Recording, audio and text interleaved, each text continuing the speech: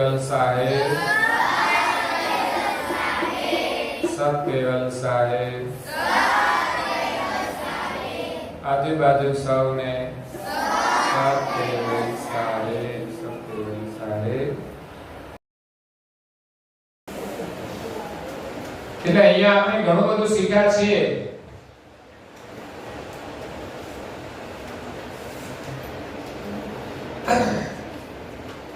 એક તો પરમ ગુરુ વિશે આપણને જે કંઈ સમજણ મળી કે આપણા જીવન માટે મહત્વની છે, અને બીજી જીવન ઉપયોગી જે વાતો આપણે સાંભળી, જે વિચારો મળ્યા, એ પણ તમારે યાદ રાખવાના છે। અને ઘરે જઈને જે કંઈ તમે મેળવ્યું છે પ્રથમ તો તમારા માતા પિતાને જઈને કહેજો, તમને જેટલું યાદ હોય તેટલું। અહીંયાથી તમને વિશેષ જો શીખવા મળ્યું હોય તો એ છે નિયમિતતા। શું મળ્યું? નિયમિતતા। સીધા બેસી જાઓ। એ તમને શીખવા મળ્યું કે નહીં? સીધા બેસવાનું, ને તો વારે વારે વાંકા વળી જાવ છો, ક્લોઝ થઈ જાવ છો, ક્લોઝ। એટલે નિયમનું મહત્વ છે ને। તમે આ સવારથી સાંજ સુધી નિયમમાં પ્રવૃત્તિ કરો છો, તો 2 દિવસ તમને નિયમના પાઠ શીખવા મળ્યા છે। થોડું ઘણું મોડું થઈ જાય, પણ છતાંય આપણે કોઈ નિયમ છોડતા નથી। જે કંઈ કરવાનું છે એ નિયમ છે આપણો, કે આટલું આપણે કરવાનું છે। એમ આપણા જીવનમાં, આપણા દિવસની અંદર આપણે જે કંઈ કરવાનું હોય એની એક યાદી બનાવી લેવી।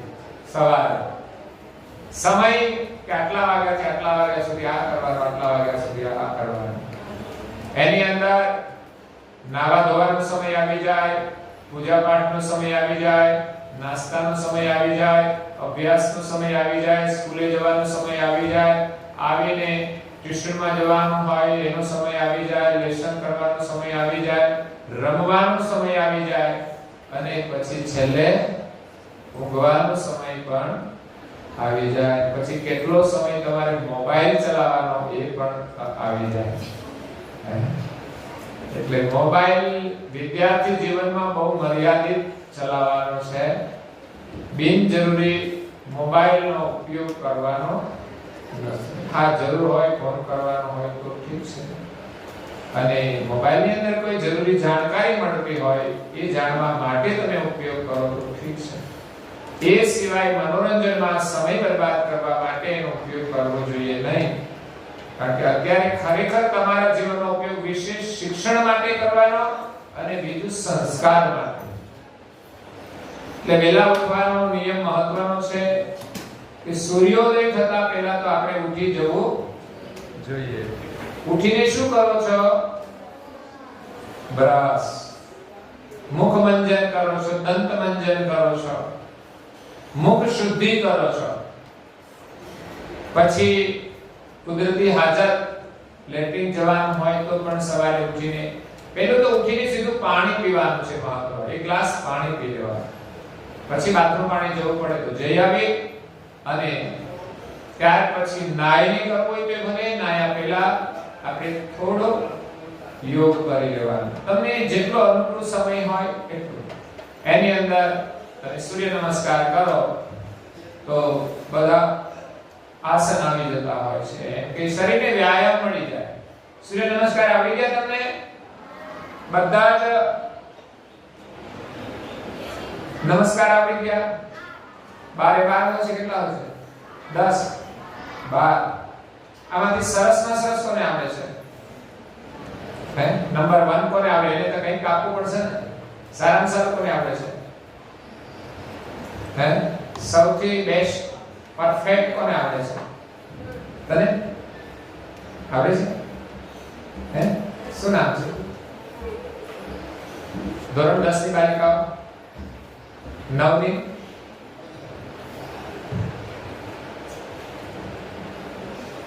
તો રોજ કરજો તમે જીવનમાં. પ્રાણાયામ પણ શીખવાના. 10મા પછી તો આપણે યોગ પ્રાણાયામ શીખવું જોઈએ. એનાથી શું ફાયદો છે કે આપણું શરીર નિરોગી રહે અને સ્વસ્થ શરીર હોય તો જ આપણે સારી રીતે અભ્યાસ કરી શકીએ અને પ્રાણાયામ કરવાથી એકાગ્રતા પણ આવે છે. તમે અનુલોમ વિલોમ પ્રાણાયામ કરો, સાથે મંત્રનો જપ પણ કરો, ધ્યાન પણ થઈ જાય. ભ્રામરી પ્રાણાયામ કરો તો આપણું જે મગજ છે એને વ્યાયામ મળે છે, અંદર સ્પંદન થાય છે, આપણો તણાવ ઓછો થાય છે, મન શાંત થાય છે, આપણે સારું લાગે છે.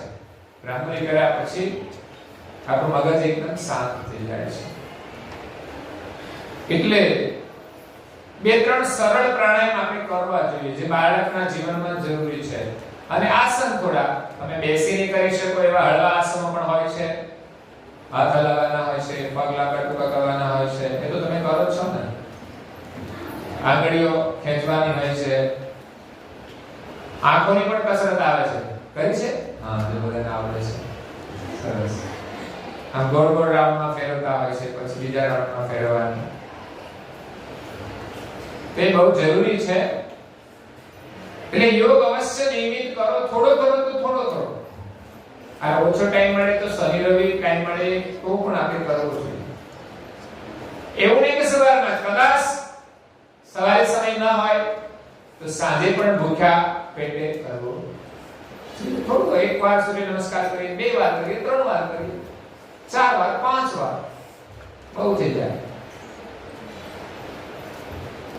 આપણે 3 વાર પ્રણામ કરીએ છીએ પરમ ગુરુને. કેવી રીતે કરીએ છીએ? ખોળામાં ખુલ્લા હાથ રાખી અને મસ્તક ઝુકાવી અને સત્યવંત સાહેબ કહીને પ્રણામ કરીએ છીએ. તો આપણે આમ હાથ જોડીને પણ કરીએ છીએ અને ખોળામાં ખુલ્લા હાથ રાખીને પણ કરીએ છીએ. બંને નમસ્કારની મુદ્રા છે.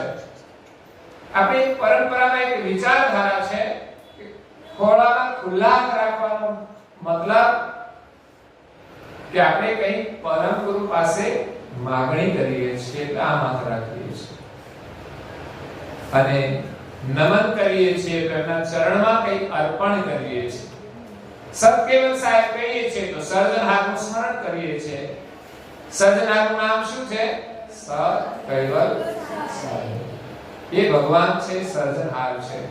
સત્કેવલ સાહેબે આ સૃષ્ટિ બનાવી છે. તો પરમ ગુરુ એનું જ્ઞાન લઈને આવ્યા છે. એ એમના મોટા અંશ છે. અંશ એટલે એના દીકરા. શું કહેવાય? દીકરા. એ મોટા દીકરા છે. પછી બીજા નંબરના દીકરા કોણ? તો કે બધા દેવતાઓ. કોણ છે? બ્રહ્મા, વિષ્ણુ, મહાદેવ, ગણપતિ, લક્ષ્મી, ઉમિયા, હનુમાનજી. આ બધા દેવો બીજા નંબરના નાના દીકરાઓ છે. અને ત્રીજા નંબરના છોકરા કોણ? તો કે આપણે બધા. અહીંયા પૃથ્વી પર જે ફરે છે એ બધા નાના છોકરા છે. દેવો આપણું ધ્યાન રાખે છે. એ મોટા છે આપણાથી. અને એનાથી પણ મોટા પરમ ગુરુ છે જે બધાનું ધ્યાન રાખે છે, બધાને જ્ઞાન આપે છે, બધાને દીક્ષા આપે છે. તો પરમ ગુરુ દેવોને પણ જ્ઞાન આપવા દેવી ધામમાં ગયા અને ત્યાર પછી આ પૃથ્વી પર આવ્યા છે. એટલે પરમ ગુરુને આપણે પ્રણામ કરીએ તો સાથે સાથે કૈવલ્યને પણ પ્રણામ થઈ જાય છે. કૈવલ આવું શરીર ધારણ કરતા નથી. એ તો પોતાના સ્વરૂપે જ રહે છે. જેમ આપણો આત્મા છે એમ એનું પણ એક સ્વરૂપ છે. તો એ આત્મા તો અજર અમર છે, ચૈતન્ય છે, દેખાતો નથી. એટલે કૈવલ કરતા આપણી આંખથી ના દેખાય, પણ જ્યારે આપણે ભક્તિ કરીએ ત્યારે અંતરમાં એ દર્શન આપે છે. તો આપણે એની ભક્તિ કરવાની છે અને એક આદર્શ ભક્ત બનવાનું છે.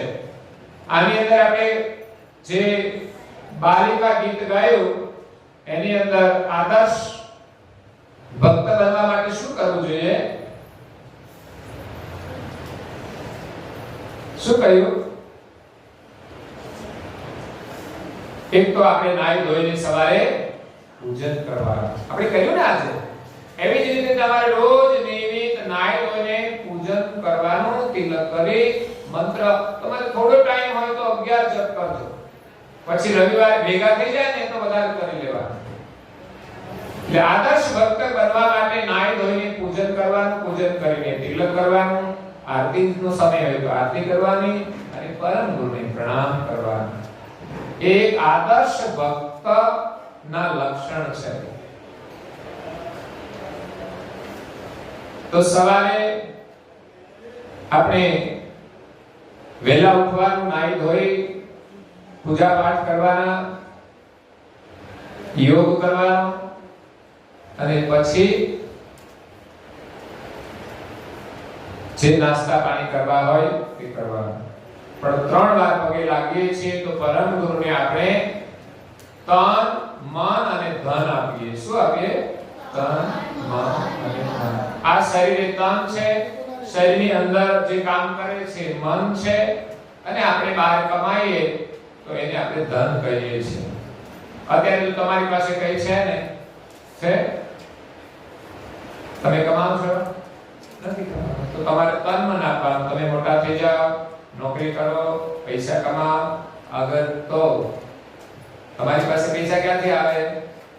મમ્મી પપ્પા આપે તો આપે, નાના છો એટલે બહુ જાજા ના આપે. પણ મોટા થઈ જાઓ પછી 20 વર્ષ પછી તમે ક્યાં જશો? વિદેશમાં જશો. ક્યાં જશો? ક્યાં જશો? બીજા ઘરે જશો, તમારા ઘરે જશો. એટલે ત્યાં પછી તમને પૈસા મળશે ને તો પછી સારા કામમાં વાપરશો? નહીં મળે. કેમ? શાકભાજીના નહીં આવે? તો એમાંથી પણ આપણે સારા કામમાં વાપરવાના. થોડા થોડા પૈસા બચાવવાના.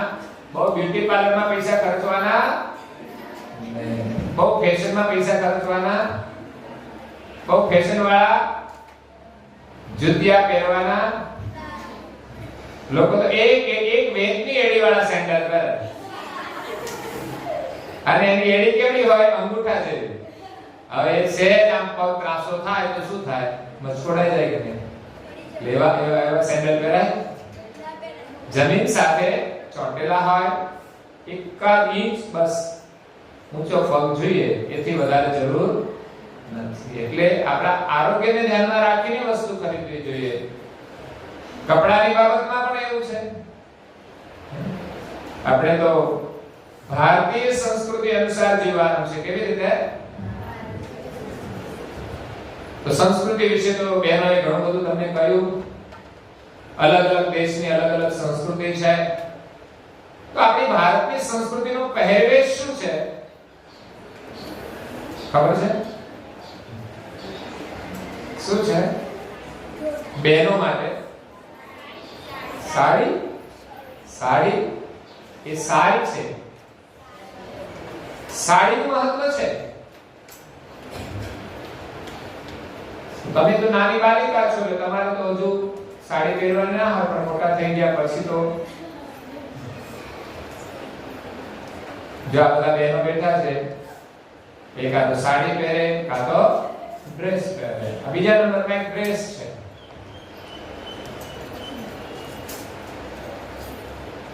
એનાથી ભારતીય સંસ્કૃતિના પહેરવેશથી તમારી શોભા વધે છે, તમારી સુંદરતા વધે છે, અને ત્રીજું તમારી સુરક્ષા વધે છે. આજે સુરક્ષાના જે પ્રશ્નો છે ને, એ વસ્ત્રોથી પણ તમે સુરક્ષિત રહી શકો છો. એટલે આપણા શરીરની મર્યાદા ઢંકા એવા વસ્ત્રો પહેરવા. આમ તો કહ્યું છે મહિલાઓ માટેના વસ્ત્રો કેવા હોવા જોઈએ કે શરીરની મર્યાદા ઢંકાય એવા વસ્ત્રો હોવા જોઈએ. એમાં વિશેષ શરીરને બહુ જ ફિટ કપડા નહીં પહેરવા જોઈએ. બહુ જ ફિટ, જે શરીરનું પ્રદર્શન કરે એવા વસ્ત્રો નહીં પહેરવા જોઈએ. બીજું બહુ ટૂંકા વસ્ત્ર નહીં પહેરવા જોઈએ, જેનાથી પણ અંગોનું પ્રદર્શન થાય. એમાં પાછી નવી નવી ફેશન આવે, પગમાં દોરા બાંધવાની. એક પગમાં દોરો બાંધ્યો હોય ને એક પગમાં ના હોય. આપણે ત્યાં તો ઝાંઝર પહેરવાની સંસ્કૃતિ છે, પગમાં હોવું જોઈએ કે પણ આપણે તો ફેશન આવે એટલે બાંધી. પણ આપણે કે તિલક તો કે તો શરમ આવે છે, અને એક પગમાં દોરો બાંધતા શરમ આવે નહીં. કારણ કે બધા કરે એવું આપણે કરવાનું. અભિનેતા અને અભિનેત્રીઓ કરે એનું અનુકરણ આપણે નથી કરવાનું.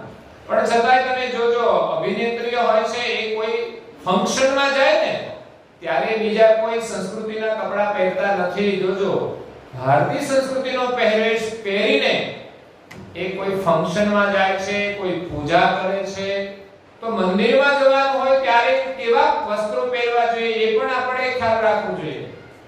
માતા પિતાએ ખ્યાલ રાખવો જોઈએ કે બાલિકાઓને કેવા વસ્ત્ર પહેરીને આપણે મંદિરમાં મોકલવા જોઈએ. પ્રસંગો પાત આપણે કોઈ પણ વસ્ત્ર પહેરીએ તો સ્થાનને ધ્યાનમાં રાખીને પણ આપણે પોશાક ધારણ કરવા જોઈએ. તો બહુ ફિટ નહીં, બહુ ટૂંકા નહીં, અને ફાટેલા કપડા તો પહેરવા જ નહીં.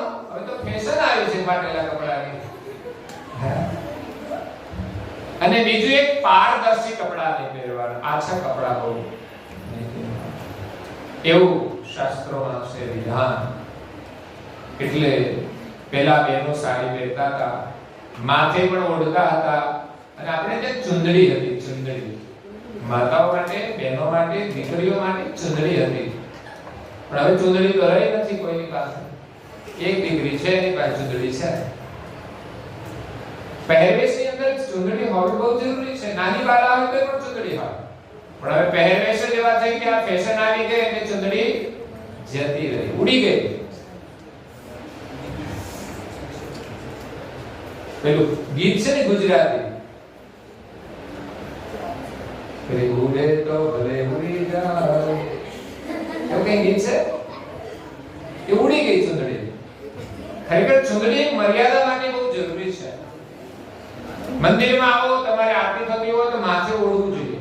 તે ચુંદડી હોય તો ઓઢાય, નહીં તો કશું ના ઓઢી શકે. એટલે આપણા પહેરવેશની અંદર આપણી સંસ્કૃતિ છે. તમે જુઓ તો દાખલો આપો કે મોટી મોટી હસ્તીઓ પણ આજે સાડી પહેરે છે. તમે અહીં જો કોઈ મોટી બહેનો જોઈ છે તમે જીન્સ પહેરેલી, ટી-શર્ટ પહેરેલી? કે તો આપણો પહેરવેશ નથી. તમે નાની ઉંમરમાં પહેરો તો ઠીક છે, પણ મોટા થયા પછી તો આપણે આપણી સંસ્કૃતિનો જ પહેરવેશ પહેરવો જોઈએ. એમાં જ તમારી સુંદરતા છે, એના જ ફોટા સુંદર લાગે છે. તમે જોવો તો દેશના મોટા પદ ઉપર જે રાજકારણમાં લોકો છે, કે વિધાનસભાની અંદર બેઠા હોય, સંસદમાં બેઠા હોય, એ બધી જ મહિલાઓ કોઈ જીન્સ ટી-શર્ટ નહીં પહેરતી, પણ બધી જ સાડી પહેરીને જાય છે. એ એકનું મહત્વ છે, એનો મહિમા છે. નહીં તો ફેશનેબલ આવે, ઘણી અભિનેત્રીઓ પણ સંસદમાં બેસે છે. સ્મૃતિ ઈરાની એક અભિનેત્રી હતી, એમાંથી રાજકારણમાં આવ્યા, પણ સંપૂર્ણ મર્યાદા. જ્યારે અભિનેત્રી હોય ત્યારે તો એની રીતે રહેતા હોય, પણ એ રાજકારણમાં આવ્યા પછી હંમેશા એક મર્યાદાની અંદર વસ્ત્ર પરિધાન કરીને એ ફરતા હોય છે. પછી વિદેશી મહિલા સોનિયાબેન, એ પણ વિદેશી મહિલા છે, પણ એ ભારતમાં રહીને એ ભારતની સંસ્કૃતિનો પહેરવેશ પહેરે છે. એવી અનેક બહેનો છે, મને બધા નામ ભૂલી જવાય. હમણાં એક મહારાષ્ટ્રની કોઈ સાંસદ છે, એ પણ ફિલ્મ ઇન્ડસ્ટ્રીમાંથી જ આવેલી છે. હમણાં કોઈ મહારાષ્ટ્રની અંદર સત્તામાં છે. શું નામ છે? શું નામ છે? હે, પ્રિયંકા. એ પણ બધા મર્યાદિત વસ્ત્રો પહેરીને બધું કાર્ય કરે છે. તો એક આપણી સંસ્કૃતિ પહેરવેશમાં છે, એક આપણી ભાષામાં પણ છે. આપણી એક સંસ્કૃત ભાષા મુખ્ય હતી સંસ્કારની. પછી આપણે જે દેશમાં જે પ્રદેશમાં હોઈએ એ ગુજરાતી ભાષા મહત્વની છે અને આપણા દેશની રાષ્ટ્રભાષા હિન્દી છે. એનો આપણે ગૌરવ આવવું જોઈએ અને હંમેશા એ ભાષા આપણે બોલવી જોઈએ. અને અંગ્રેજીનો ઉપયોગ જ્યારે જ્યાં જરૂર પડે ત્યારે જ એનો ઉપયોગ કરવાનો. કોઈને ખબર પણ ના પડે કે આને અંગ્રેજી આવડે છે, પણ આવડતું ના હોય છતાં વચ્ચે કેટલા બધા અંગ્રેજી શબ્દોનો આપણે આમ ઇમ્પ્રેશન માટે પ્રયોગ કરતા હોઈએ છીએ કે આપણને લાગે કોઈને કે આપણે અંગ્રેજી આવડે છે. અંગ્રેજી આવડવાથી કે એનું મહત્વ નથી, પણ આપણે જીવનમાં કંઈક સારું આવડતું હોય કાર્ય, એનું જ મહત્વ છે. એકલી ભાષાનું મહત્વ નથી. આપણી ભાષામાં વિવેક છે, સંસ્કાર છે, નમ્રતા છે. અને એક ભોજનની અંદર પણ સંસ્કાર છે. આપણી ભારતીય સંસ્કૃતિનું ભોજન અને ભોજનનું મહત્વ છે શરીર આપણું સારું રહે તો આપણે શુદ્ધ ભોજન કરવું જોઈએ, સમયસર ભોજન કરવું જોઈએ, સપ્રમાણ ભોજન કરવું જોઈએ, આરોગ્યપ્રદ ભોજન કરવું જોઈએ. સ્વાદની લાલચથી ક્યારે કચરો ખાવો જોઈએ નહીં. બહારનું ભોજન શુદ્ધ ન હોય તો આપણે એને ખાવું જોઈએ નહીં. ઘણીવાર લોકો આળસના કારણે ગમે તે ખાઈ લેતા હોય છે, સ્વાદના કારણે ખાઈ લેતા હોય છે. એટલે જરૂર કરતા વધારે પણ નહીં ખાવું જોઈએ. આપણું શરીર સારું રહે એવું ભોજન આપણે કરવું જોઈએ. તો અહીંયા આપણે શીખ્યા છીએ સવારે વહેલા ઉઠવાનું, પ્રાર્થના કરવાની, પૂજા કરવાની, તિલક કરવાનું, મંદિરે દર્શન કરવા જવાનું. આપણે ત્યાં બાલ સભા ચાલતી હોય તો રવિવારે એકવાર બાલ સભામાં અવશ્ય જવું જોઈએ.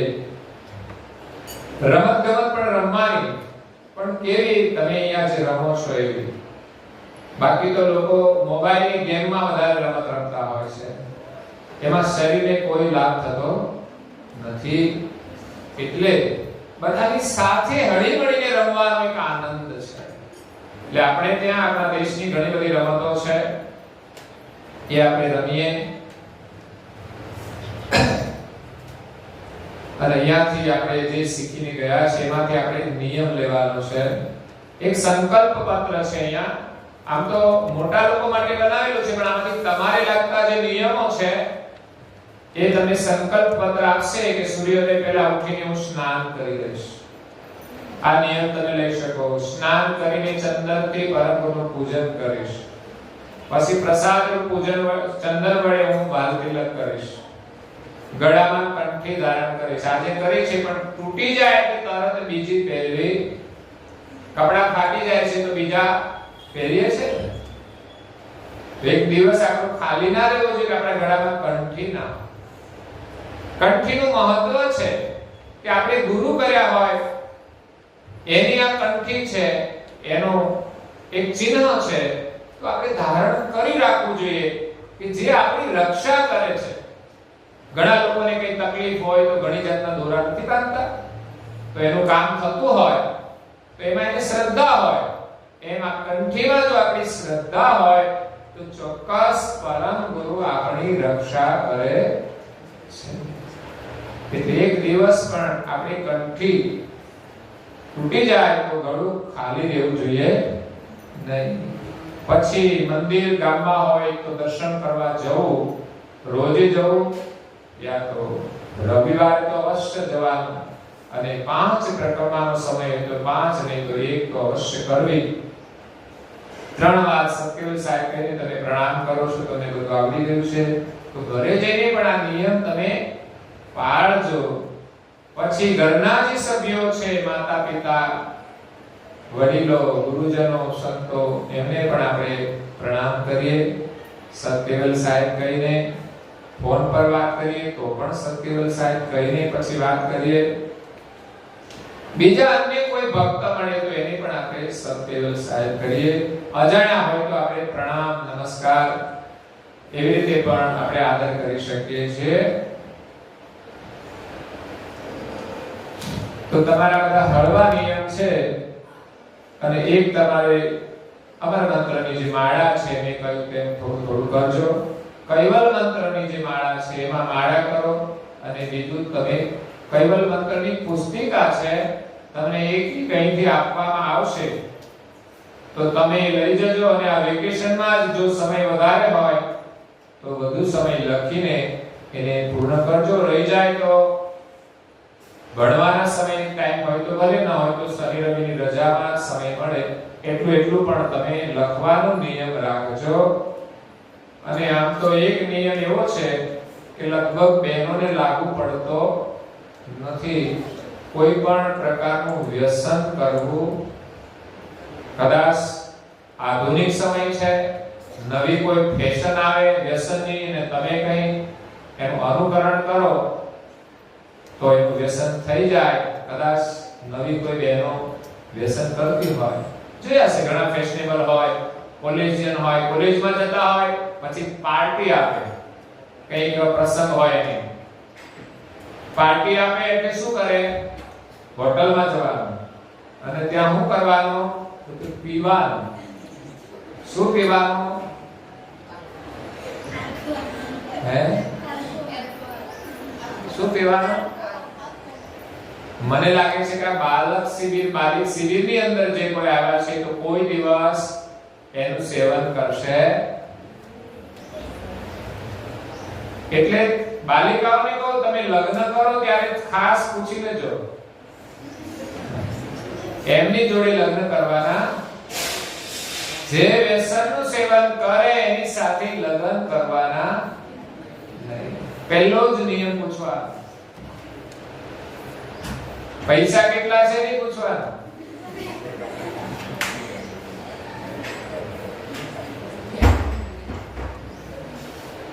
પણ એને કોઈ વ્યસન ના હોવું જોઈએ. એટલે સંસ્કારની ઓળખ છે. માણસ શું ખાય છે એના પરથી એના સંસ્કારની ખબર પડે છે. એક તો નોનવેજ ન ખાવો જોઈએ, ઈંડા ન ખાવો જોઈએ અને કોઈ મસાલા કે શરાબનું સેવન પણ કરવો જોઈએ નહીં. એવા લોકો તમને જીવનમાં દુખી કરી દેશે. અને લગ્ન પહેલા પણ કોઈની સાથે કોઈ વસ્તુનું સેવન કરવું, લગ્ન પહેલા કોઈની સાથે મિત્રતા કરવી. મિત્ર કોને બનાવવાના? બહેનોમાં એને શું કહેવાય? બહેનપણી હોય. આ ફ્રેન્ડ અંગ્રેજી આવ્યું ત્યારથી આ ગુંચવાડો થઈ ગયો છે. પછી ફ્રેન્ડ ભાઈઓમાં બહેનો થઈ ગયા, બહેનો ભાઈઓમાં થઈ ગયા, મિક્સિંગ થઈ ગયું છે. આ મિક્સિંગ બહુ ગડબડ વાળું છે. આપણી સંસ્કૃતિ નથી. દીકરીઓને છોકરાઓની મિત્રતાની કોઈ જરૂર નથી. હા, પરિચયમાં હોય, રિલેશનમાં હોય, એની સાથેનો આપણો સંબંધ હોય, વ્યવહાર હોય તો આપણે કરીએ. પણ એ સિવાય મફતિયાની કોઈ મિત્રતા કરવી નહીં. મિત્રતા કરે પછી દગો આપનારા હોય છે. અહીંયા આપણે પાણીનું કુલર મૂક્યું છે, અહીં બાળકો પાણી પીવા આવે છે હાઈસ્કૂલમાંથી. એમાં એક છોકરો ગાડી લઈને આવ્યો એટલે ગાડી જે લોકો બેહી જાય પાછળ. હવે ક્યારે પાછળ શું ખબર પડે? હજુ તો પૂરી આવડતી ના હોય, એને ભણવા મોકલ્યો હોય ને તો ફરવા જતો રહે. એ શું આગળ જતા સુધી કરે? અને કઈક પ્રોબ્લેમ થયો એટલે છોકરી તો રડતી હતી. પછી હું આવું એટલે બધા ભાગી જાય. તો આવા કોઈ ચક્કરમાં પડવું નહીં. તમારે ભણવામાં ધ્યાન આપવાનું અને માતા પિતાએ જે સંસ્કાર આપ્યા છે એને યાદ રાખવાના. એને ભૂલીને એમની અજાણતામાં તમારે કોઈ કાર્ય કરવું નહીં. કોઈ પણ કાર્ય કરવાનું થાય તો પ્રથમ માતા પિતાને જણાવી દેવું. તમારા મિત્રો કોણ છે એ પણ તમારી માતાને ખબર હોવી જોઈએ. એને ખબર હશે તો મફતિયા મિત્ર રહેશે એટલે ખાસ તો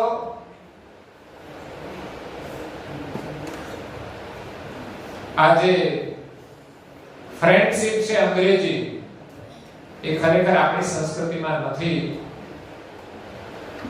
એક પ્રકારની વિકૃતિ છે. તો આપણે એ પણ ધ્યાન રાખવાનું છે કે સારું ભણવાનું છે, માતા પિતાની જે મર્યાદા છે એ ક્યારે છોડવાની નહીં, એની ઇજ્જતને કઈ દાગ લાગે એવું કોઈ કાર્ય થવું જોઈએ નહીં. તો અહીંયાથી આપણે ઘણું બધું શીખ્યા છે, સારા સંસ્કાર. આ સંકલ્પ પત્ર ભરજો તમે. અને અહીંયા જે આપણે બાલ સંસ્કારનું એક સરસ ગીત બોલ્યા, એમાં એક આદર્શ બાલિકા બનવા માટે માતા પિતાની સેવા કરીશું અને પ્રભુની ભક્તિ કરીશું તો આપણે તમે એક આદર્શ બાલિકા બની શકશો. અને એનો નિયમ આજથી લેવાનો છે. નિયમ લઈએ આજ, આપણે આદર્શ બાલિકા બનીએ. પછી એક આદર્શ વિદ્યાર્થી બનવા માટે અભ્યાસમાં ધ્યાન રાખવાનું અને કોઈની કોમ્પિટિશન નહીં, પણ આપણે હંમેશા આગળ વધવા જ પ્રયાસ કરવાનો. ક્યારે આપણું પરિણામ નબળું હોય તો નેગેટિવ વિચારો છોડીને, ઘણા બાળકો 10મા ની અંદર ફેલ થઈ જાય તો આત્મહત્યા કરી લેતા હોય છે. આ નિર્બળ લોકો છે, એ જીવનમાં આગળ જઈ શકતા નથી. નાપાસ થયા તો શું થઈ ગયું? આપણે મહેનત કરીશું તો પણ આપણે આગળ વધીશું. એટલે નિરાશ થયા વગર ફરી આશા રાખીને, આપણે ધ્યાન રાખીને અભ્યાસ કરીશું તો આપણે ચોક્કસ સફળતા મળશે. એટલે આદર્શ વિદ્યાર્થી કોને કહેવાય? આદર્શ બાળક કોને કહેવાય? બાલિકા કોને કહેવાય? આદર્શ એક નાગરિક કોને કહેવાય? એના માટે તમારે સંકલ્પ કરવાનો. ભણી ગણીને આગળ વધીએ, કરી પ્રાર્થના સફળ થઈએ, એક આદર્શ વિદ્યાર્થી બનીએ, આદર્શ નાગરિક બનીએ. એની અંદર આપણે શિસ્તમાં રહેવાનું. ક્યારે સરકારના નિયમોનું ઉલ્લંઘન કરવું નહીં. કોઈ પણ પ્રકારના નિયમ હોય બને ત્યાં સુધી અનુસરવું. એક તો સ્વચ્છતા માટે ખાસ આપણે જાગૃત રહેવાનું કે આપણાથી ક્યાંય આપણા દેશમાં ગંદકી ન થવી જોઈએ. બીજા કરે તો આપણે એમ કહીએ કે આ બધા ગંદકી કરે છે ને આપણે કરીએ તો શું ફેર? તો પછી આપણામાં કોઈ ફેર રહેવાનો. ગાંધી બાપુ એક આજે ઓળખાય છે કેમ? કે સ્વચ્છતાના પૂજારી હતા. દેશને એમણે આઝાદ કર્યો, પોતાના જીવનનું બલિદાન આપી. એ સત્યના ઉપાસક હતા. તો આપણે એક આદર્શ વિદ્યાર્થી, આદર્શ ભક્ત, આદર્શ નાગરિક બનવું હોય તો શું કરવું પડશે? અમે સાચું બોલીશું. શું કરીશું? બોલશો? મમ્મી પપ્પા આગળ જૂઠું તો નહીં બોલો ને ક્યારે? તમારે જે વાત હોય તે સાચી કહેવી પડે તો જ તમે આદર્શ બનશો. તમારાથી કંઈ ખોટું થતું હશે પણ એક જ તમારો નિયમ હોય કે હું સાચું બોલીશ તો તમે ખોટા માર્ગેથી પાછા વળી જશો. એટલે સાચું બોલવાથી આપણે ખોટા માર્ગેથી પાછા વળી જઈએ છીએ. એટલે સાચું બોલીશું. બીજું આપણે બીજાની મદદ કરીશું. એ પણ એક આદર્શ વ્યક્તિનું લક્ષણ છે. આદર્શ બનીએ તો બીજાને આપણે મદદરૂપ થઈએ, કોઈને આપણે અવરોધરૂપ ન થઈએ. એટલે ખાસ આદર્શ બનવા માટે, આદર્શ નાગરિક બનવા માટે શિસ્તમાં રહેવાનું, સ્વચ્છતાનું ધ્યાન રાખવાનું અને પ્રામાણિકપણે વર્તન કરીએ. ક્યારેય પણ આપણે જૂઠું કરવાનું નહીં. પ્રામાણિકપણે વર્તન કરીએ તો એક આદર્શ નાગરિકના લક્ષણ છે. ક્યારે ચોરી કરશું? આદર્શ વિદ્યાર્થી લક્ષણ ક્યારે ચોરી કરીશું? તો 10માં ચોરી તો નથી કરી ને? ના. તમને એમ હોય કે ચોરી કરીએ તો સારા માર્ક્સ આવી જાય ને આપણે આગળ જઈએ, પણ તમે એક આદર્શ વ્યક્તિ બની શકતા નથી. પણ તમે ચોરી ન કરો અને ભલે નાપાસ થાવ છતાં તમે એક આ જગતના આદર્શ નાગરિક છો, આદર્શ વિદ્યાર્થી છો. તો આજથી જ એક સંકલ્પ કરીએ કે અમે ક્યારે ચોરી કરીશું નહીં. એ જ શિક્ષણ લેવાનું છે. ખરાબ મિત્રોથી દૂર રહીશું. આ બહુ જરૂરી છે. કોની આપણે મિત્રતા કરીએ છીએ એ બહુ મહત્વનું છે. એટલે જે રખડું હોય, ફેશનના ગુલામ હોય, એની આપણે મિત્રતા કરવી જોઈએ. જેની અંદર કુટેવ હોય, જે વ્યસની હોય, એની આપણે મિત્રતા કરવી જોઈએ નહીં. તો આપણે એક આદર્શ નાગરિક બનીશું. આદર્શ બનવા માટે આપણે બાલિકા શિબિરમાં જઈશું, બાલિકા સભાની અંદર જઈશું, ગુરુના સંગે ભક્તિના રંગે જીવન આદર્શ બનાવીશું. તો ગુરુના અને સંતોના સંગમાં બાલિકા શિબિરની અંદર જઈ ભક્તિના રંગથી આપણે આપણા જીવનને આદર્શ બનાવીશું. તમે મીરાબાઈનું નામ લો છો ને, કેમ લો છો?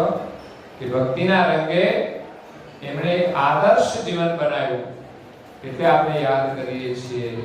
ઘણા બધા નેતાઓ છે, એમણે પણ દેશની સેવા માટે પોતાનું બલિદાન આપ્યું અને પોતાના જીવનને આદર્શ બનાવ્યું છે. તો એ રીતે આપણે અહીંથી જે શીખ્યા છીએ એ જીવનમાં ઉતારીશું. હવે વિશેષ આ શિબિરની અંદર ઘણો બધો આપણે આનંદ કર્યો છે. ગઈકાલે રાત્રે પણ સરસ સાંસ્કૃતિક કાર્યક્રમનો આપણે લાભ લીધો. હવે આ શિબિરનું આપણે સમાપન કરવા જઈ રહ્યા છીએ ત્યારે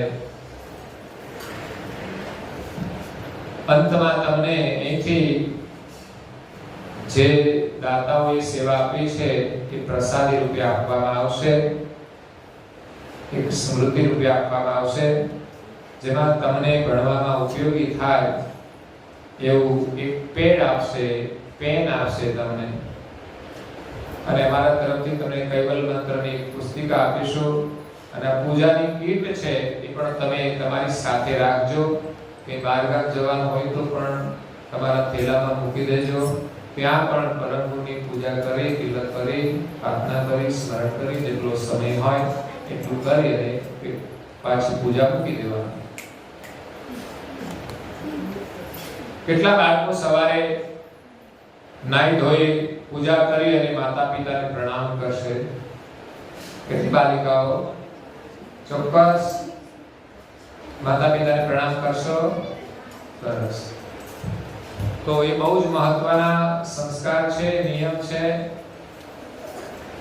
તમારા માતા પિતાને એમ થશે કે અમારી બાલિકાઓ કંઈક શીખીને આવી છે. જો કે અમારા બાળકો પણ અહીંયાથી નિયમ લઈ ગયા છે, એટલે ઘરે જઈને તોફાન કરતા હશે કે ખબર નહીં, પણ બાલિકાઓ તો ચોક્કસ નિયમોનું પાલન કરશે. તમે એક દિવસ પણ તિલક નહીં ભૂલતા નહીં, સ્કૂલમાં જાઓ તો પણ કરીને જજો. એવું નહીં કે કોઈ બાલિકા નથી કરતી તો અમને શરમ આવે. બિંદી તો આપણે કરવાની જ હોય, એવું નહીં કે કોરું કપાળ રાખવાનું. બિંદી સંસ્કાર છે, બાલ તિલક પણ એક સંસ્કાર છે. તમને બધાને સરસ તિલક કરતા આવડે છે. કંઠી પણ રાખજો, તૂટી જાય તો બીજી બાંધી દેજો. તમારા માતા પિતાને કહેવાનું તો લાવી દેશે બધું. તો વિશેષ અત્યારે આપણે